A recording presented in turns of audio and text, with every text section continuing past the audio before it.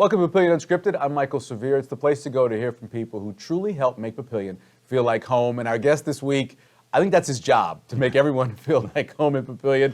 Mayor David Black joining us here. How you doing, Mayor? Welcome home. Welcome home, exactly. So you're in Ralston, born and raised? Ralston, born and raised. Okay, so I talked to my wife just And Papio was our rival, so some people, Yeah. I still can't believe, you're the mayor of Papillion. We didn't like Papillion. So. Well, from what I learned growing up with my wife now, she tells me no one liked coming out here because it was so far away. What was that area from, say, I-80 through Ralston? I guess La Vista wasn't even there yet. And what was that area like? Was it just all farm fields? Well, and you think from planning and zoning, you can really see how things have developed. So anybody that's been around remembers the Awful Tunnel. So the Awful Tunnel was still there. Mm-hmm. It's under the railroad bridge on 84th Street. And it's basically a concrete tube that cars drove through. Okay. And over time, I think it was a road, working the road, as they repaved the road, it would kind of shrink the tunnel. And so there were scrape marks all over this tunnel. It was horrible, known as the Awful Tunnel. Wow. Anybody been around knows exactly what I'm talking about. Okay. Then you came through, and H&H Chevrolet was pretty new. Grandmother's restaurant was like brand new. So now you're there at 72nd. And I use this as a visual with Papillion. So you're coming to drive. You're at that point. Come up the hill by the old cemetery, and now you're entering kind of core Ralston. Growing up, 84th and Q was actually a feedlot. Timmermans, I think, which moved out. And that's then, and the water tower was there. And so that was my growing up, was Ralston literally was a small town. There was a feedlot, we had a water tower, 72nd was literally a brick road, and it was a long drive into Omaha. And if you got to Omaha, you were probably at about 60th and L, so it was more either with the Westgate area on 84th or South Omaha. And that was Omaha to us. And then if we drove to the big town, you maybe ended up at 114th by Boys Town or 72nd and Dodge, which was kind of the extreme edge of town. So Ralston was a small town removed from Omaha. Right. And then La Vista sort of existed. It was there. It was the original small area, but there was no commerce, so it was just like a small housing division. And so to get from Ralston to Papillion was a long drive down 84th or 72nd, which both of those were 2-lane. And 84th and Harrison was actually a mud road. Oh, really? At that point in time. And then as you got into Papillion, the newest part probably as you were driving that you encountered, were probably Terra Plaza. That was the new thing at that point. There was a good restaurant in there. One of the first Pizza Huts in the area was there. And from a Ralston perspective, after the football games, one of the traditions was go to the Pizza Hut in Papillion. Right. Long drive to the next town. And so it's the Pizza Hut, but then you really ventured into what is downtown Papillion. That was the core. And that was where our movie theater was. Where the bike shop was a single-screen theater. In fact, Councilman Sunday's family is the one that built that originally. Really? So we got that unique tie. Yeah. But as a Ralston kid growing up, if we went to the movies, we went to Papillion to the single screen. And then later on when Park Drive was built and they got the Park 4 Theater, all of a sudden we got a multi-screen theater 4. Yeah. So Papillion was far, far out from Omaha. 72nd was a 2-lane that terminated before it got to 370, and 370 was just a 2-lane rural highway. So they really were small towns. And I think that influences me a lot now, because people that are new just see, this is just all the Omaha Metro. You're just a suburb. Right. No, to the people that grew up in the Ralston and the Papillion, these were small towns. It's just that we've grown and we're now connected. And I think that's where you get the passion of, this is a small town in its own right. It's not just a suburb of Omaha. So big influence coming from Ralston. There's little things that keep it, so like changing the name to Washington, right? Going from 84th, and then it's 6th Street from Cornhusker. I think that kind of defines the small town as well, right? I do, and those names were original names because they weren't aligned with the Omaha names, because we were 2 towns away. Right. Now as they come together, it does get confusing. Why is it named this, but it's really this? It's going back to the history. Yeah. You went to UNO? Went to UNO. I originally did not intend to go to college. I wanted to be an electrician. And so right out of high school, I went to work for an electrician, and then I ended up getting hurt on the job, and he laid me off. One of my first experiences being laid off. Whoa. And I just needed money, and I ended up getting a job at a bank just to have a paycheck. And the more I got at the teller, seeing what the other functions were, I really got interested in banking. And then it's like, well, I better get an education. So I started going to UNO at night school before they were ready for non-traditional students. And so it actually took me 8 years to get my bachelor's because it was all nights and weekends. I mean, nights and summers, a couple classes here. So I just grew up in the banking environment, ended up going to UNO and stayed in banking and made that my career. You are like a lot of people. I think it's about 40% of the population that has gone from one career and completely went to a different career somewhere in the middle of their life. Yeah. That's what you experienced. Yeah, and then even when I got into banking, again, for the older folks, that would have been in the mid-'80s. You had the energy crisis, you had 12, 16% interest rates, you had the farm crisis, you had the S&L crisis, and that's when I began my career in banking. And the bank I was working for actually went bankrupt. So then all of a sudden we were all laid off. That was my second layoff. Welcome to the real world. Right. And that totally changed my career. And I ended up at First Data for most of my career. It's still in the financial services, but a real niche. So that gave me experience in the corporate world. Then I got tired of traveling in corporate and came back local. And now I'm working at a local community bank again. Yeah. How hard was that transition for you? How old were you when that happened? I would have been, well, I'd just been married and we just had a kid. We just been married, just had my first kid, and we just bought my first house. We had no money in savings, and then I realized I got laid off. Oh, my. Looking back, fantastic experience. Yeah. People grow through conflict and challenge. But I would have been probably 25, 26. Yeah. You're very similar to a lot of people who get into politics. Something happens, and you're like, I want to fix this. The only way you can fix it is to get involved. Is that kind of what happened with you? It is, and I had zero interest in politics. When we moved to Papillion, the house we bought backed up. It's in the middle of town, and it backed up to just 10 acres that the school district owned. And I was doing some traveling. I was still at First Data, and one day I get a certified letter in the mail. Nobody likes certified letters. No, right, yeah. And it was a letter from the city. And it was about a zoning action meeting. And as I researched it, somebody had bought the 10 acres from the school district and were going to turn it into a subdivision. And I'm generally a positive guy. But I realized, here I got my house. We bought it. It's this area with 10 acres. We thought it was going to be open land. There was going to be an elementary school. There's going to be a playground. Right. And all of a sudden, then I went to, we're going to have 3,000 houses in my backyard. And I immediately flipped to being negative and not the guy, not in my backyard. And that's generally not me, but that occurred.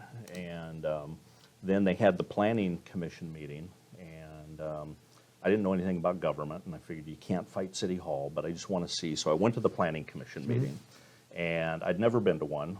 The room was packed. I assumed that was normal.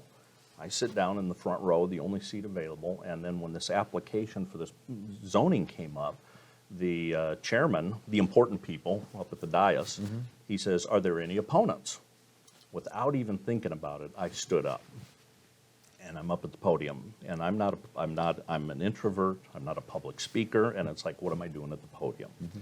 Well, just before that, somebody at work had said, "Why are you so negative?" And I said, "Well, this zoning thing's going on." And the individual said, "Well, what's the city's comprehensive plan say?" "I don't know. What's a comprehensive plan?" "Well, it's the document of the vision behind the city." So where do I get one? They said, "Probably the library." I hadn't been to a library in 20 years. Yeah. So I marched down to the library. "You have a comprehensive plan?" "Yeah, it's on the shelf. Nobody's ever checked it out." So I get it, get the dust off of it, start reading it. There was a chapter in the comprehensive plan about parks. And I'd never thought about parks and the role in the community. And it was a very well-written chapter, talked about the importance of parks to wellness and community and quality of life. And then they inventoried all the parks, and they talked about their service territory, and then they put it on a map. Well, they had the parks on a map with their service circle on there. Guess what? There's no circle over my house. Oh. Didn't take a rocket scientist then to say, I don't know why that development's not making me feel good. That should be a park, according to the city's plan. So that was my talk to the planning commission when I stood up. And I hadn't planned it, it's just what was in my head.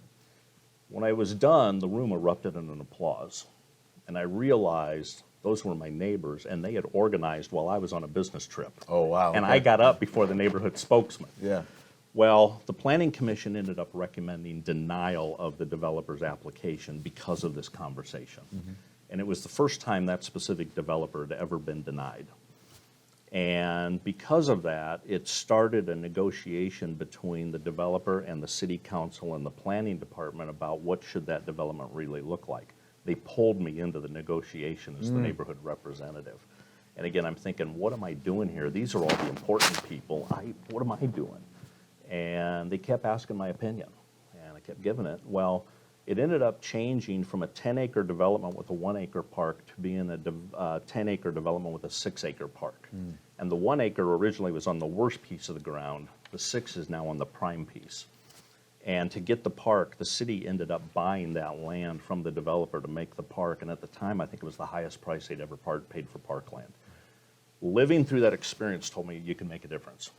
The city saw they were rectifying a mistake. Speaking up influenced the developer. And that's what Overland Hills Park was that.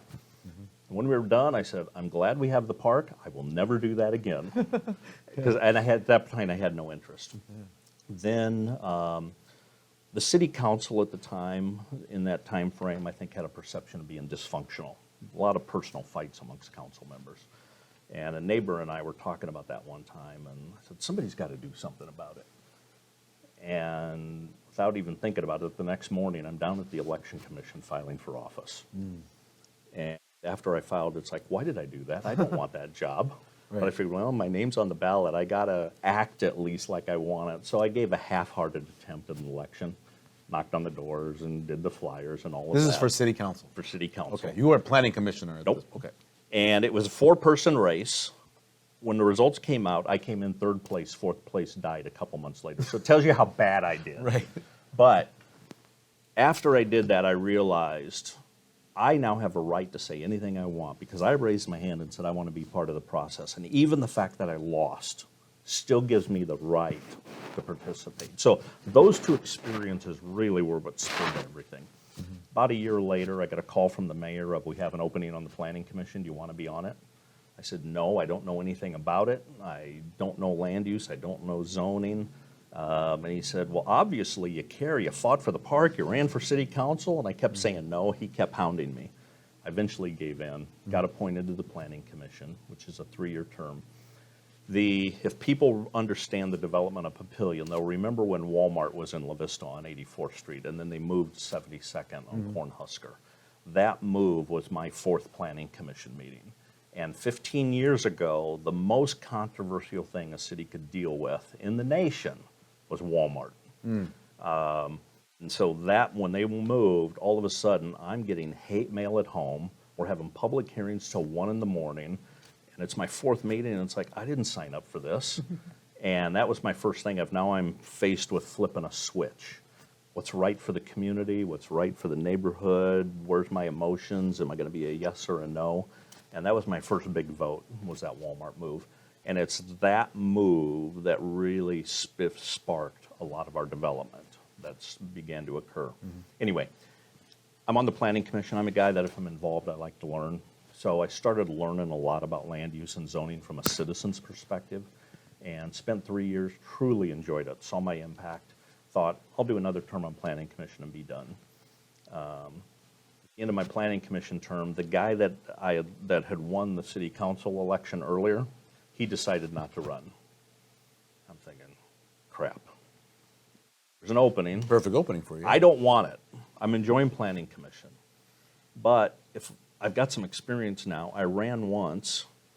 If I don't do it, who's going to do it? So half-heartedly threw my name in the hat just because I know I could do it. I could make a difference. But I actually, in the back of my mind, was hoping I would lose. And I would stay on the planning commission. Right. I ended up winning the election. So now I'm on the city council, the new guy. And When did they make you president? Well, that's where I'm going. Yeah. So at the beginning of my 2nd year, Okay, so 2 years. I'm still seen as the new guy. And every year the city council has to elect a president. Well, one of the old council members kind of looked across and said, you're the new guy, you haven't done it yet, it's your turn. Right. So they nominated me. The next person closed the floor for nominations. Wow. I'm the only name set you up. standing. Comes time to vote. I voted against me. Because I'm thinking, I'm the new guy, I have no experience. I'm Right. here with all the important people. So I voted against me, 7-1.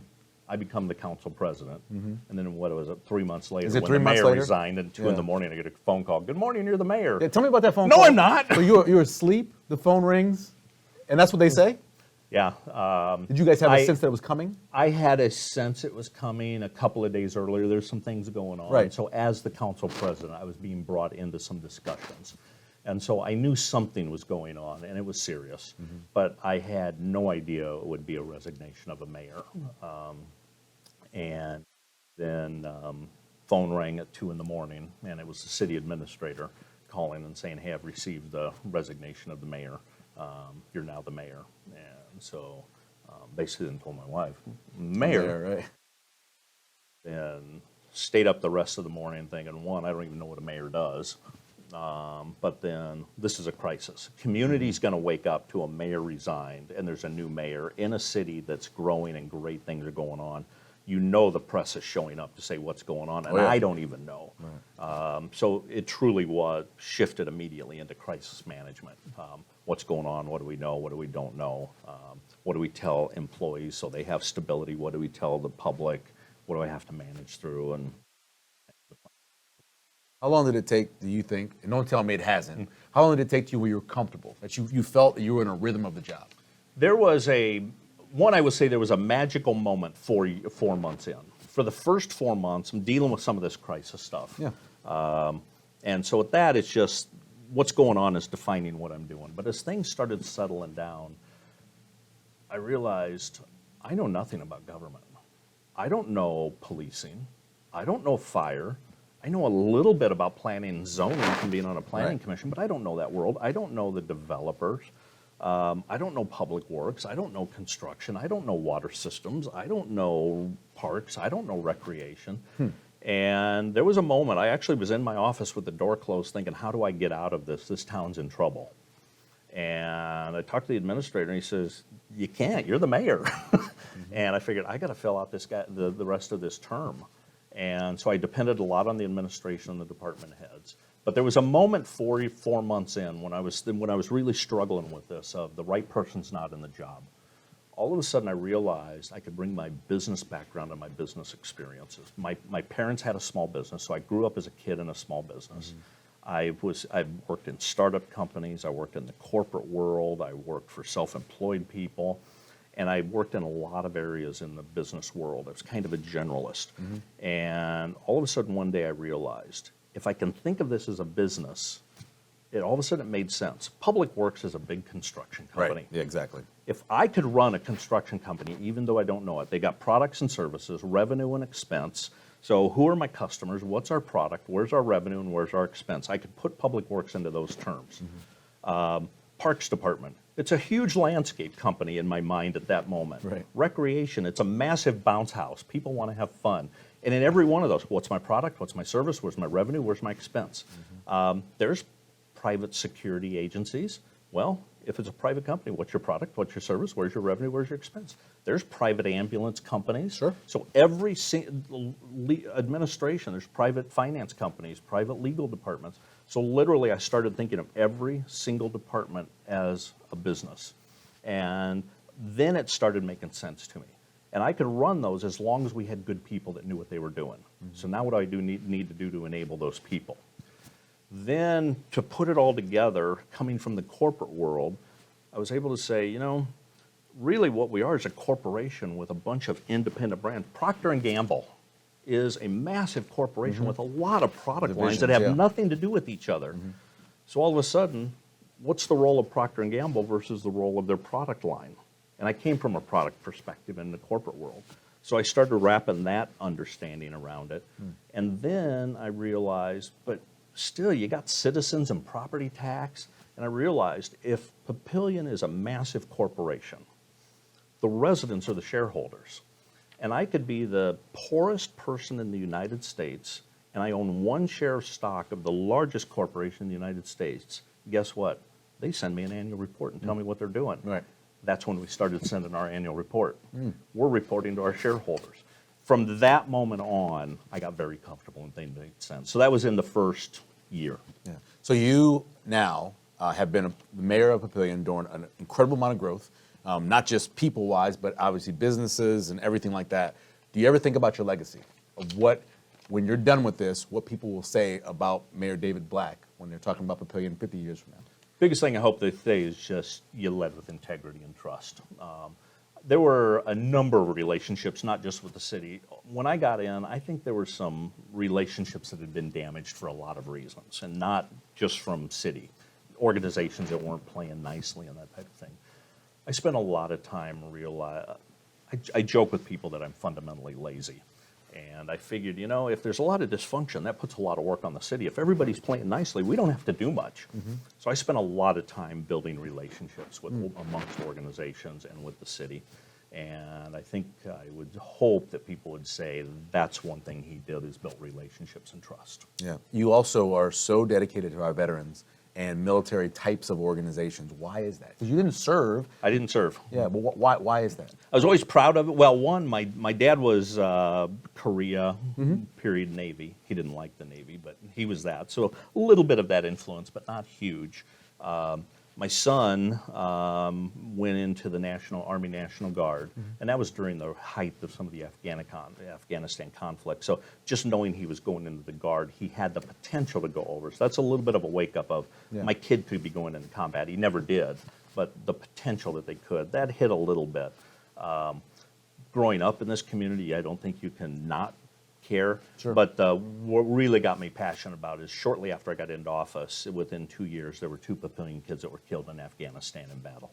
And when those occurred, the first one, we just showed up at the funeral home and just seeing everything that was going on and seeing what the parents and the community were going through made me realize we've got to do something to honor him. And so then we decided to dedicate to the name. But then when we did it, it's like, well, what's a ceremony for that? So we actually called out to the base and said, we don't have a street naming ceremony. That's a civic thing, not a military thing. So I just worked through what's that ceremony. And after we did that, seeing the impact of the family and the community of that. Thought it was a one-time event, but it stuck with me. A year later, we did a second one. And ever since then, it's like, we can't forget those 2 kids' names. Right, no doubt. Last thing, I ask everybody this question. Is there something we don't highlight enough? Is there something in Papillion, as the mayor, that you look at and you say, we probably should talk more about this thing? That could be a lot of things. I mean, our employees, you can't find a better group of people that care. Can't talk enough about that. We talk a lot about our parks and recreation, but the quality of things we have for people. And all demographics, all income levels. Somebody doesn't have many resources. There's so much to do for them. The importance of those in people's lives. But the one I talk about a lot, but I just wish more people got it, was our small businesses. That's one of the things I think makes any small town is your home businesses. And we'll still hear a lot. Oh, I got to go someplace else to shop, or all we have is chain restaurants, or if we would just have this. If people would get out and explore Papillion and walk into shops, so many great stories, so many great local little restaurants. I think the best patty melt in all of Omaha is at Brownie's Bar, downtown Papillion. Been there forever. If I ever get a hankering for a salad, I'm going to Grecian Gyros. Honestly, Ming's is one of the best Chinese food places in town, and it takes this long to get your food, and it's always fresh. It absolutely is, but then once you get in there and understand those people's stories, and any business could do it, but they're all over Papillion. I think it's going to be a hot topic, but pizza, I think one of the best pizza crusts around is at Caniglia's Amano. But I can just go over and over and over, especially on the food side, how many small restaurants we got that are local family owned, and there still is a perception we don't have them. Yeah, I know. We're trying to highlight them. I know, we are. Mayor, I appreciate it. Great Thank conversation. Hope everybody's learned more about the man in charge of Papillion. Hopefully I didn't ramble too much. No, you were great. You're great. Join us again next time when we again speak with someone who helped make Papillion feel like home.